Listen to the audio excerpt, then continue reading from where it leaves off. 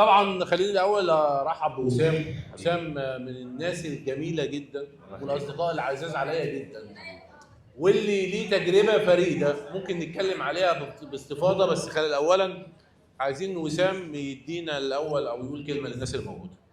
اولا انا لازم ابارك لك على اول بودكاست رياضي جماهيري. بس في اكل. لا بجد والله انا مبسوط جدا. بس انا حسيت ان كله بيقول كده عادي. لا هو اولا انا بجد مبسوط بالايفنت والروح حلوه. أيوة. الروح حلوه هنا، تحس ان انت فعلا الناس اللي اتكلمت قبلنا كلهم بيتكلموا بجد كلام انا متاكد انه طالع من القلب، لان هو انا حاسس نفس الاحساس ان احنا هنا قاعدين مع بعض، مفيش حد غريب. يعني انا طبعا انا اتشرفت بناس ممكن اول مره اشوفهم في الحقيقه، بس زي مين؟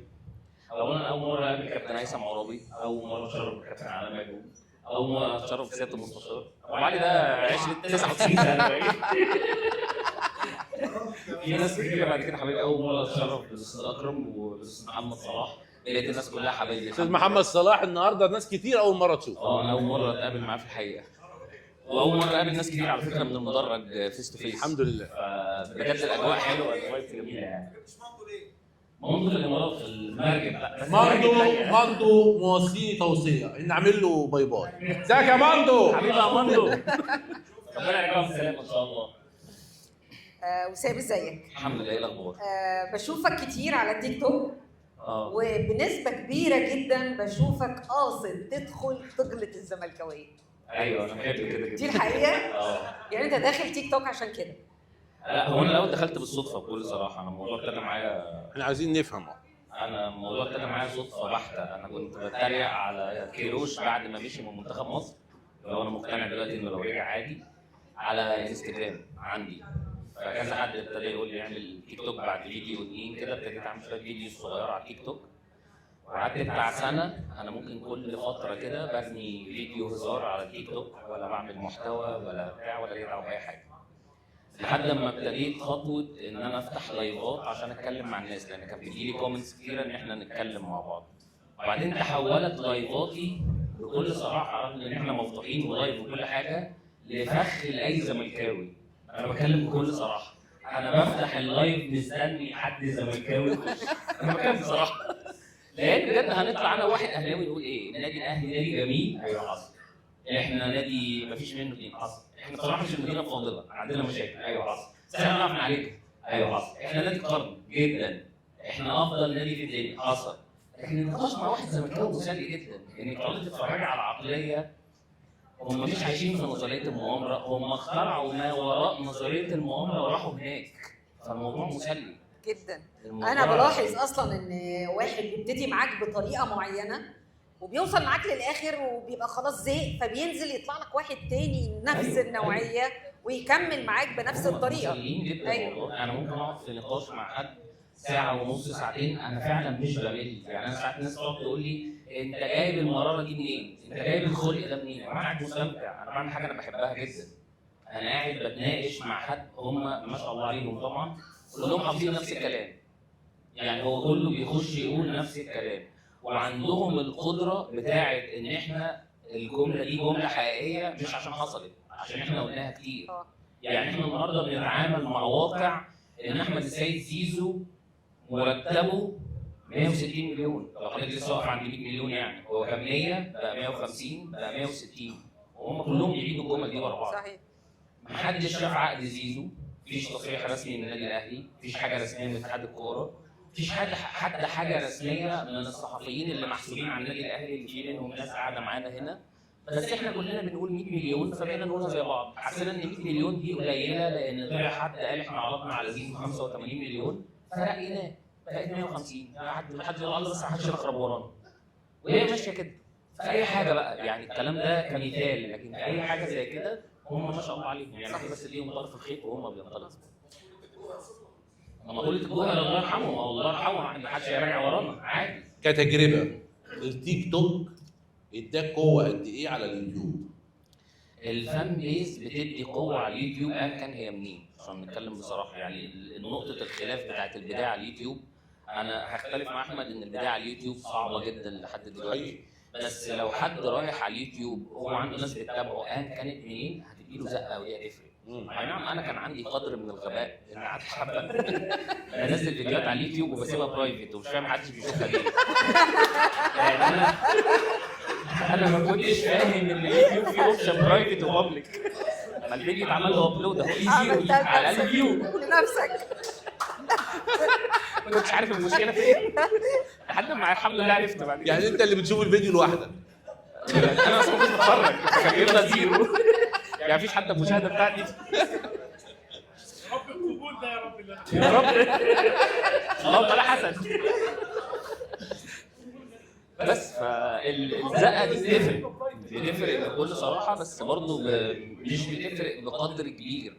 المنافسه على اليوتيوب صعبه، واليوتيوب ليه قواعد غير اي منصه. يعني انت عشان تعمل فيديوز على اليوتيوب هتشتغل بطريقه، عشان تعمل على الفيديوز مثلا على التيك توك هتشتغل بطريقه ثانيه خالص، هتعمل فيديوز على الفيسبوك دي طريقه ثالثه وشروط ثالثه وقصه ثالثه، فالموضوع صعب مش سهل. التيك توك اقوى من اليوتيوب في الانتشار حاليا طبعا اقوى من اي منصه في الانتشار. بقد ايه يعني؟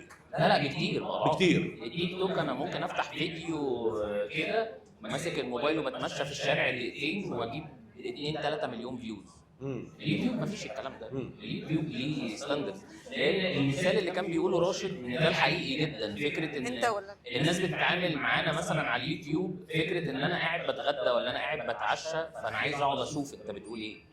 ودي مرحله صعبه ان الواحد يبقى وهو داخل مثلا هياكل او قاعد ممدد عايز يتفرج على حاجه طويله هينقي حد يتفرج عليه او 2 أو 3 او ايا كان. غير التيك توك. التيك توك انا ببقى قاعد في الشغل قاعد في العربيه بتاعتي شويه كده ماسك الموبايل وعمال اسكرول، انا ممكن اتفرج على اي حاجه بكل سهوله مش محتاج تقنعني خفيف بالظبط. الموضوع سهل خالص يعني. عايزين نمسي على سبرينجي. سبرينجي ده من اهم اسباب استمراري ونجاحي في الكونتنت، حتى لو نجاحي لحد دلوقتي قد كده ده من اهم اسبابه اقسم بالله. فشكرا يا سبرينجي والله. وسام، ازاي الزملكاوي في المده القصيره دي قادر يقنع نفسه ان مشكلته محورها ارض اكتوبر؟ هنقول ايه يعني؟ نطلع نقول احنا فشل؟ انا مشكلتي ان المشكله بتاعتنا ارض اكتوبر، لدرجه ان المنتخب خرج من البطوله عشان سحبنا ارض اكتوبر. في كده واحد خدنا ارض اكتوبر. ده المفروض العينات اللي على فكره الموضوع اللي كنتوا بتتكلموا فيه من شويه بتاع ظهور الاهلاويه في الاعلام. انا الكلمه دي اتقالت لي من حد مش مصري اعلامي من اكثر الناس الاعلاميه متصيطه في الخليج. قال لي انا استحاله اتناقش مع واحد اهلاوي انتوا بتتناقشوا بالحجه.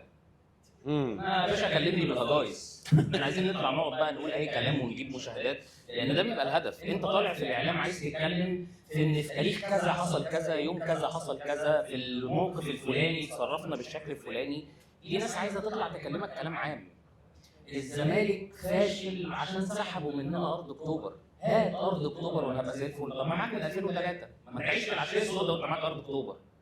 عملت ايه بارض اكتوبر ساعتها؟ النهارده انت رحت تتعاقد على نجيله وحاجات ووصلت المينا، معلش بقى يعني عشان المجال بتاعنا، وانت ما حفرتش. هتعمل ايه بالنجيله دي؟ تحطها في الثلاجه لحد ما تطلع الاستاد؟ بس ما حدش دريان بحاجه، اهي ماشيه. احنا كنا شغالين على ارض اكتوبر. بيطلع امين صندوق نادي الزمالك يقول لك احنا خدنا فلوس عشان بعنا حاجات من ارض اكتوبر، ولما يتسال يتقال له انتوا بعتوا حاجات. ما كل المطورين العقاريين بيعملوا كده. يا جماعه انتوا نادي، انتوا مش مطور عقاري. انتوا فاهمين الفرق ولا مش فاهمين؟ مش مشكله اللي بيتفرج مش فاهم.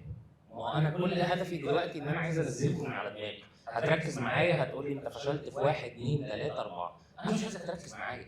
روح بص على الاهلي هناك، بص يا كابتن محمود الخطيب عمل ايه؟ شايف؟ الحق الاستاذ خالد مرتجي وهو معدي من هناك ما سلمش على فلان، روح امسك فيه بقى انزل من على دماغي شويه. وهم بيلبسوا الطعم بكل سهوله ما شاء الله عليهم يعني. طبعا مش عايزين نحسدهم والله، يا رب يكملوا كده زي ما هم، مش عايزهم يفوقوا طبعا. هلا بالخميس. والنهارده الخميس. مين بطل هلا بالخميس لوسام سالم النهارده؟ لا النهارده كان اجازه. بس هلا بالخميس الجاي هو متحضر من دلوقتي، جاهز من دلوقتي. قول لي. نادي بيراميدز. قول احكي لي. النادي كله على بعض. طب ما تحرق الحلقه. هحرق لك حته من الحلقه عادي. احرق يا نجم. انا عندي مشكله جباره ان محدش مركز مع بيراميدز ونفس سيناريو السنه اللي فاتت هو بيتكرر. نادي بيراميدز لحد النهارده حاكم له 3 حكام دوليين، وبعد كده مع كامل احترامي لكل الاسامي ومع كامل احترامي لكل الحكام، اللي بيحكم ماتشات بيراميدز علي علوكا واشرف كوخه، والدنيا ماشيه كده بالحب، محدش واخد باله من حاجه. ونحط ماتش بيراميدز في نفس الوقت بتاع الاهلي، ناخد بطوله تبقى عادي، بطوله رسميه. السنه اللي فاتت كانت صفيح جايبينها من العتبه. بنلعب ماتشات في نفس وقت ماتش المنتخب، فانت مش هتشوف حاجه، عدي. ففي كوارث بتحصل. انا مش بتكلم في نظريه مؤامره، انا بتكلم باسامي. ليه نادي بينافس؟ انا لو حد عنده اجابه على السؤال ده يقول لي ليه نادي بينافس على الدوري بيتحط له حكام مش دوليين؟ انا ماليش دعوه بمين الحكام. ليه يبقى في حكم معروف ان هو عنده ومستمره لحد دلوقتي، السنه اللي فاتت والسنه دي. ما هو نفس المشكله دي حصلت السنه اللي فاتت. كان في حكم فار مالوش صوره على موقع الاتحاد، لان حكم جديد من منطقه بورسعيد اسمه محمد الشناوي، قعد 6 ماتشات بيحكم من الدور الاول، 6 ماتشات قاعد على الفار في ماتشات بيراميدز. السنه دي في حكام مش دوليين، والحكم الدولي اللي اتحط، الحكم الوحيد اللي في القائمه الدوليه من بدري امين عمر، وكان حاطينهم ناجي السيد ومحمود ناجي قصدي ومحمود بسيوني. ناجي وبسيوني كل واحد فيهم حكم ماتش، امين عمر حكم ماتشين. احنا النهارده لعبنا لحد الاسبوع ال 14، وهم لعبوا 13 ماتش، بقيه الماتشات كلها من غير حكام دوليين. ليه؟ حد يجاوبني ليه؟ بس مش عايز اكتر من كده. السؤال ده ملوش اجابه. شكرا وسام سالم، نورتنا. شكرا وسام، عظيم والله. شكرا يا